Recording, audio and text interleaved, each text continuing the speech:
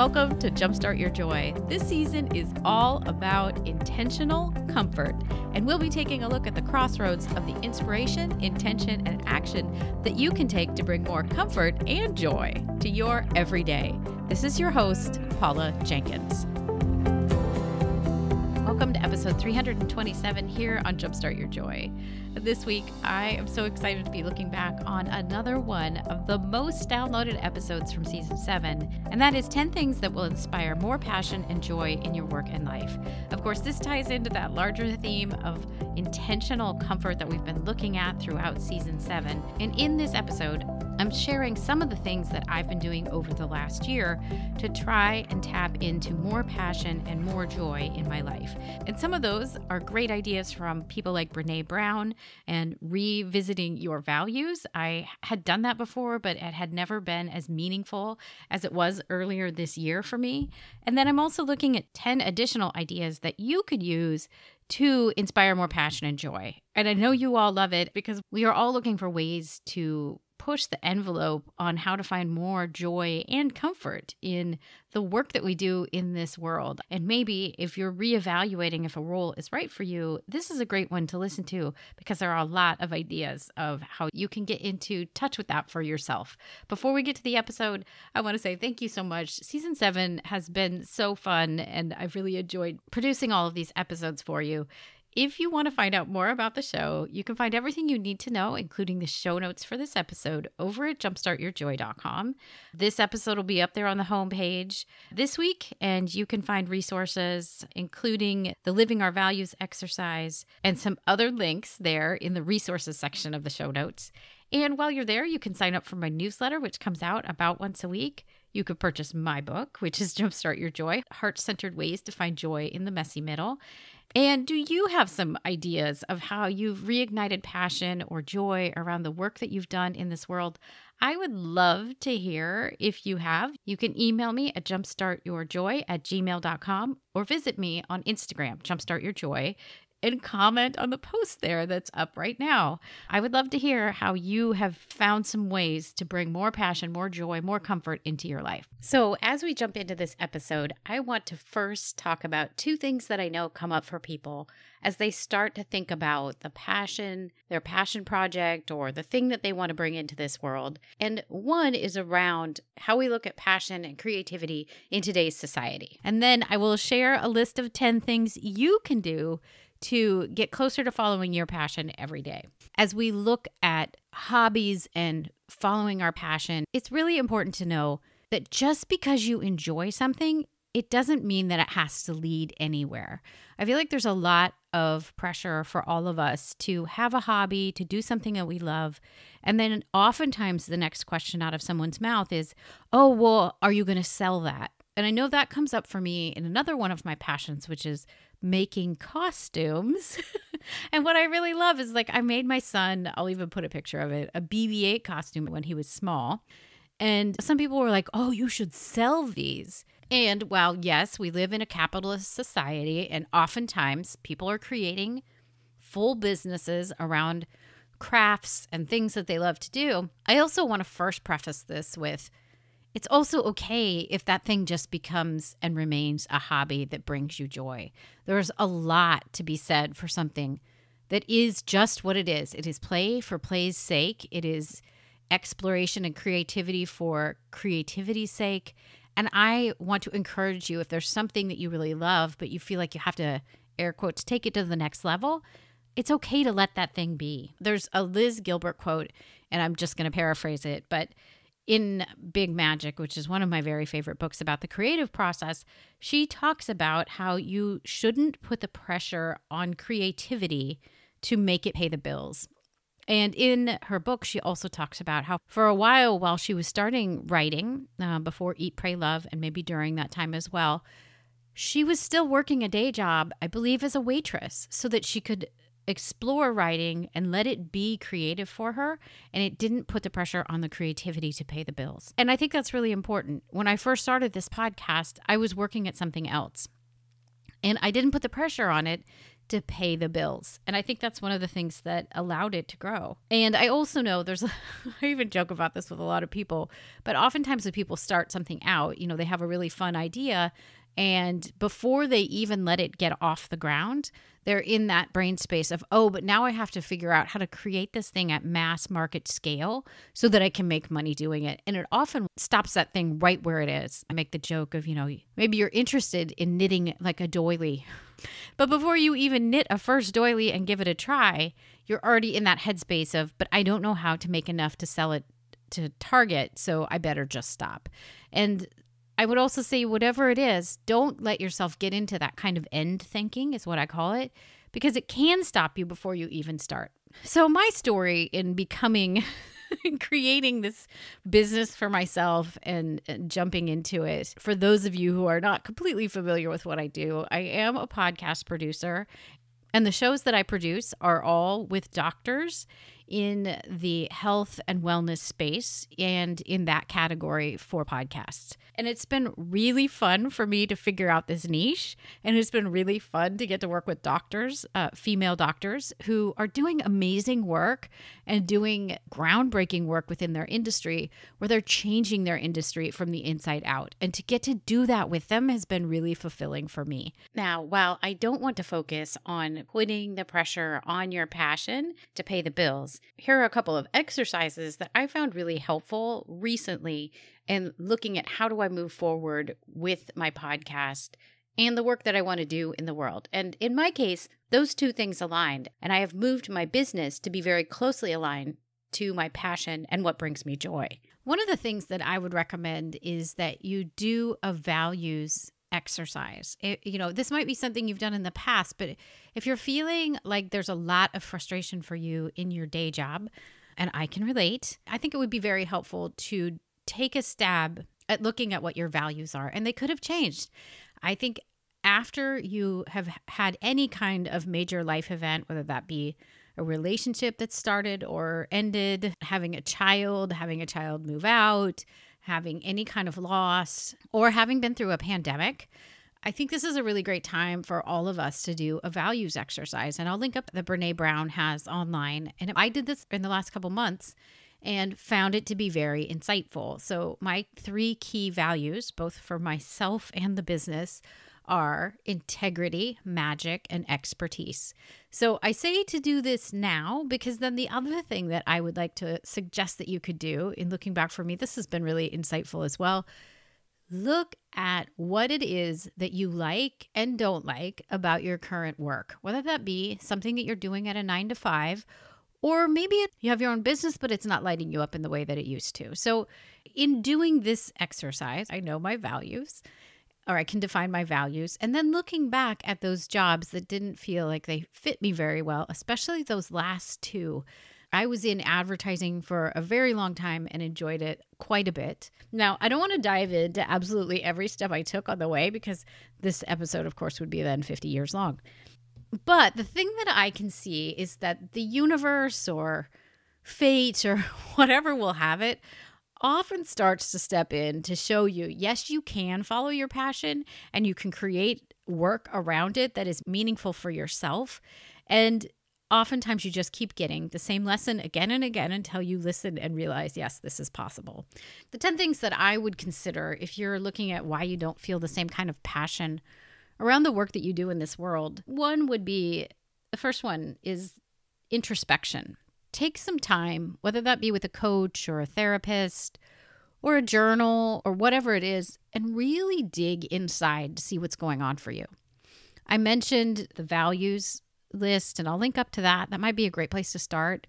Doing a pros and cons list like I did might be another great place to start. What's working for you in this space and what isn't? It's important that if you're feeling miserable, stuck, or just, unhappy, figure out why. I know you can figure out a response to that for yourself that will lead you back to more joy.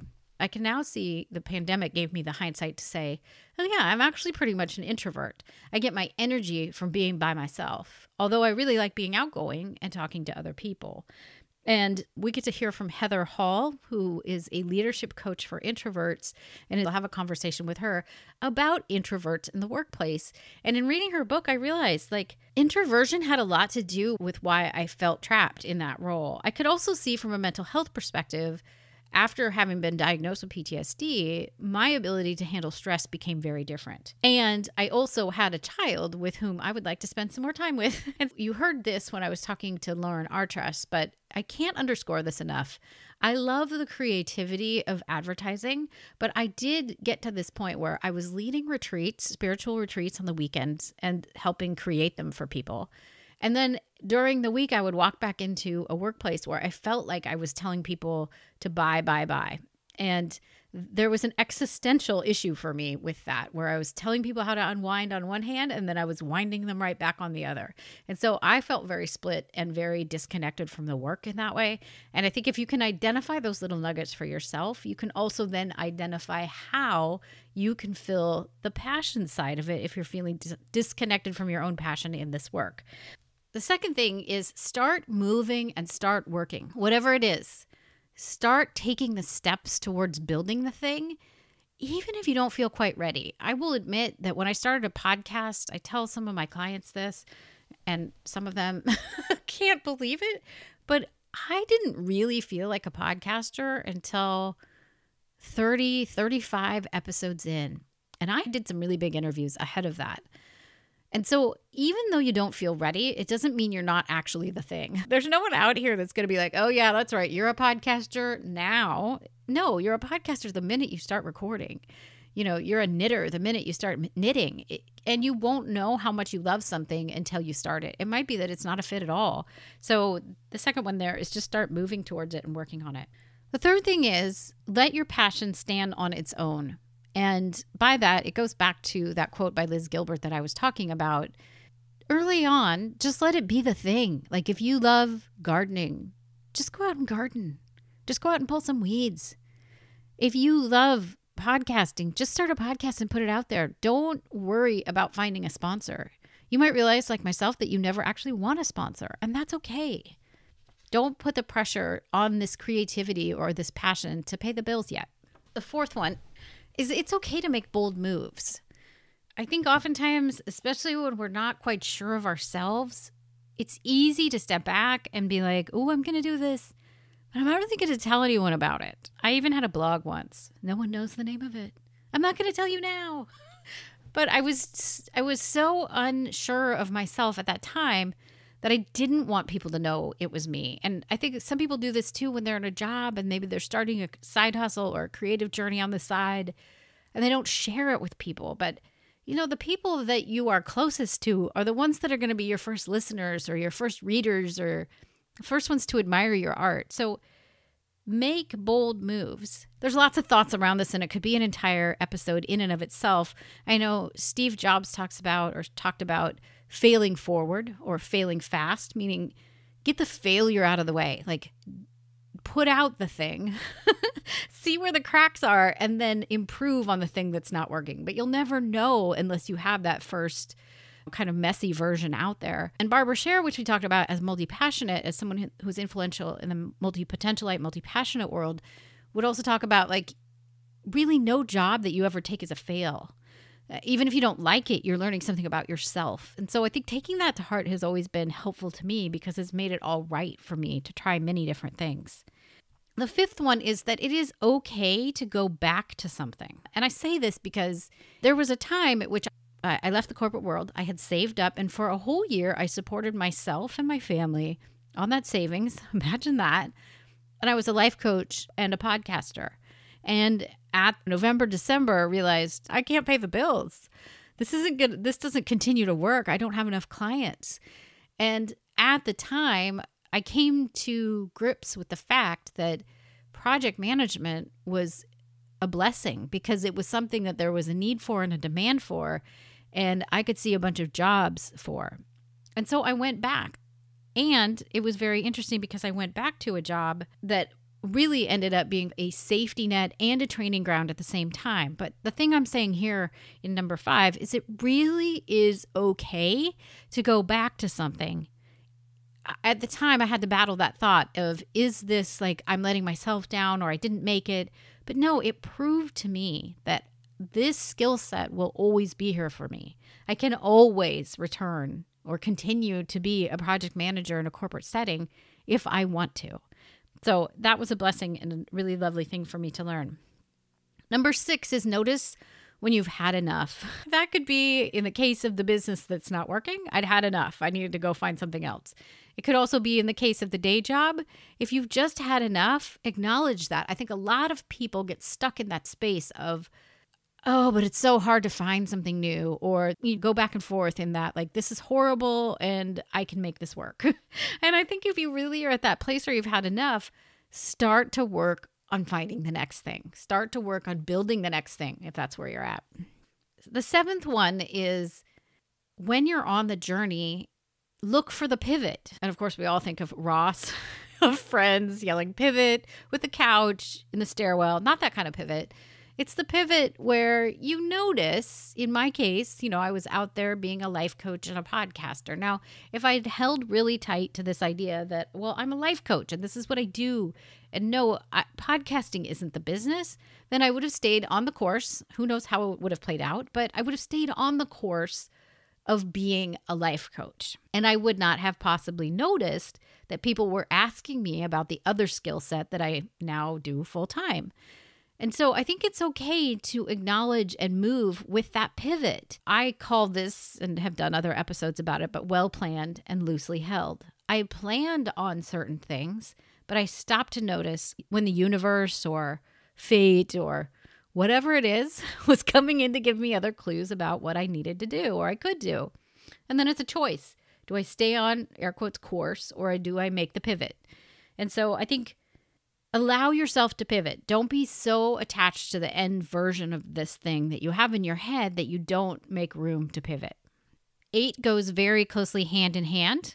It's the gut reaction of follow what feels right. Way back, I kind of knew that at a certain point, I wished I could be a freelance project manager. I knew what I loved about that role, and I knew what I wanted to do with it. So it took a lot of intentional thinking about what feels right, where I could decide to go, air quotes, back to being a project manager, or I could push forward into continuing on the life coach path. And what felt right was going back to what I knew, because I knew it was sustainable and I knew I could do it. Number 9, and this one's a little bit longer, so stick with me. The universe or fate or God or whatever you want to call this higher power will give you opportunities to show you that you can do it. Whatever it is, whatever this thing is that you're supposed to build, it will slowly show you what that is. And it will also give you the clues and the proof points that you're the one to do it. And of course, this all is hindsight, because hindsight is 2020. Although that hits different, doesn't it, now that we've been through 2020? Thank God that's in hindsight. But looking back, you will always be able to see the truths of something that maybe you missed along the way. So in my history, I worked in early .coms, which was a great breeding ground to see, like, you can do cutting edge stuff. It's fun. You enjoy it. You like being in places where you can figure out things that have never been done. But while I was going to work at many of those early .coms and some of my early project management jobs, I was listening to an early podcast on a literal iPod called the PM Podcast with Cornelius Fitchner. Someday I will have him on because he was so influential in a lot of things for me. But I could see how listening to that early podcast planted a seed. I could see how he was crafting a show, how he was tying in things. He sold courses at the time. He was bringing in guests. It was a great model that worked and still works, and I'm grateful for having been able to listen to it so early. I can also see that having had difficult work environments and difficult bosses, in many ways, they were teaching me things about how I would never run a business and about what I really valued in people that I worked for. Both of those were really good, strong things to take forward as I'm looking to build my own business. I did become a certified life coach and worked through a lot of my own mental health issues. And I know in becoming a certified life coach, I learned a lot about the mental health side of things. I learned a lot about how to coach people. And it's interesting to see how those two things then work really well with working with doctors. I also do have some background pharmaceuticals from advertising with Genentech. And I actually worked at a health and hospital system way back. I was a Y2K coordinator. Again, another topic for another show. But I saw the inner workings and the administrative operational sides of hospitals. So I understand that from the inside out as well. It's also the universe showed me something very spectacular when I made the decision to, air quotes, go back to a 9-to-5 job. I feel like that role was a training ground in a lot of ways for me because it was a freelance project management position, but as a full-time employee within a company. And so it showed me, look, there are opportunities for what this thing is that you've said that you wanted to do. It's almost like it served it up to me to say, oh, you said you wanted to be a freelance PM. What about this? Is this what you mean? And it was a yes, and this is what I mean. And interestingly, because isn't this always how this works? At the time that I accepted that job, my now client was literally 5 minutes. Her office is 5 minutes from that location. And so when we started talking about, okay, how do we get together to record? Because we used to record in a studio and do video pre-COVID. That was also 5 minutes from where I was. So it meant I could leave the shift at the freelance PM job to go do my second freelance PM job. But it was right there. There's no way that's not just happenstance. There's something divinely inspired about how that landed for me. And so I think it was this yes, and yes, here's the project management position you asked for. And here's something else. What about is this what you want? And that little nugget was the kinds of clients that I work really well with. I think in the past, especially around a creative pursuit, a lot of the jobs in advertising, the client doesn't really articulate what they want and they don't really understand process the same way that you need to understand a workflow to get projects done. But doctors work very differently. And I really appreciate that about them because it's oftentimes very cut and dry, like this and this and this, and they have to make decisions all day long. And so they're very good at also making creative decisions. And one more thing about that thing about the universe will teach you things as you're ready to learn them is I really do think that kind of that going back to being a PM and then being a full-time business owner during the pandemic. My business actually grew a lot during the pandemic, which was really lovely because it was almost as if I like to think that the universe was saying, look, you can do this. My greatest fear had always been that I would not be able to provide for my family, especially covering the healthcare piece. But when I had gotten through the year 2020, I had covered all of our bills. I had paid for our health insurance and we had money left over. It was as if the universe, the message I took, I'm not trying to center myself on this at all, but the message for me from that year was, look, you can do this. You can do this in a year that's not a pandemic. You can do this in a year that is a pandemic, and you can do this. It gave me a new sense of confidence and also the knowing that I could go back to something else if I needed to. Number 10, the universe will give you more when you're ready. Sometimes it'll give you more when you're not quite ready, but that gives you the sense that maybe you're not. But in my own case, one, in articulating who my niche is, now I've gotten more inquiries, which is very exciting. I've also been given some very clear challenges by the universe. One client, it was clear after speaking to them that their office was much closer to many of the kinds of relationships that I knew in working with advertising clients than it would be with the other clients that I have, meaning they're very focused on the bottom line. They already had distinct ideas on what it would mean to have a podcast and how to market their business, etc. They weren't really looking for an expert, which as my values, expertise, and they just wanted bottom line, a cheap deal. And that doesn't work for me. So that was the universe is here's more. And I know that's not what I want. And so I've said no to that one. And in the same week of saying no to that one, another client appeared that's a potential that looks like another great match for the stuff that I do. And I would like to think that it's because I'm ready for the next thing. So thank you, universe. And now I'm going to throw in bonus number 11, because isn't that always how this works? Because it's kind of 10 plus. Sometimes, just like with that potential client that wasn't a fit, sometimes you will get served up more, but not that spot on. And I think that is another challenge to say, okay, is this what you want? Is this what you want? And sometimes maybe it's that you're manifesting something. And so I think it helps you get clear on the thing that you want and the thing that's closer and more aligned to what you're passionate about. And it's okay to say no. And it's actually a really big growing step to say no to business that isn't a fit, because it's saying I'm so clear on what my mission here is and what my passion is and how they're aligned in this life that I feel confident in the things that I'm doing. And I'm going to say no to this opportunity that isn't quite right. And that's a risky move. I'm okay, and I know I can say no. And I also know that in saying yes to the right things, that passion gets to play out again and again and again. And all of this takes understanding what your passion is, how you can bring it about, and following these 10 steps to get there. Thank you for tuning in this week. It's so fun to be looking back at some of these most loved episodes. And I love revisiting the ideas that I had, especially around intentional comfort.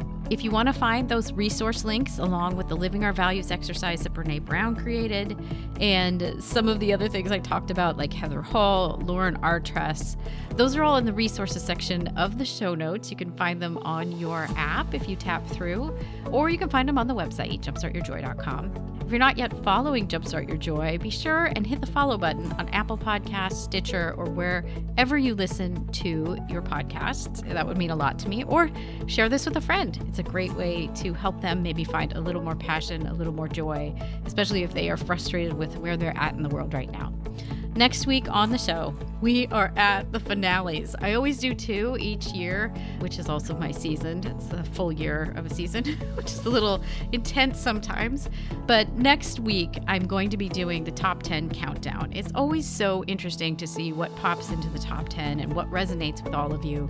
So I'll do a little recap of each and do it, David Letterman style. We'll start with 10 and work our way to the most downloaded. And then I'll do part 2 of my own finale, where I really take a last look at intentional comfort. There's been a lot of themes that have come out of all of these great discussions, and I love to summarize it and give a wrap up for each season. So I hope you'll come on back for those too.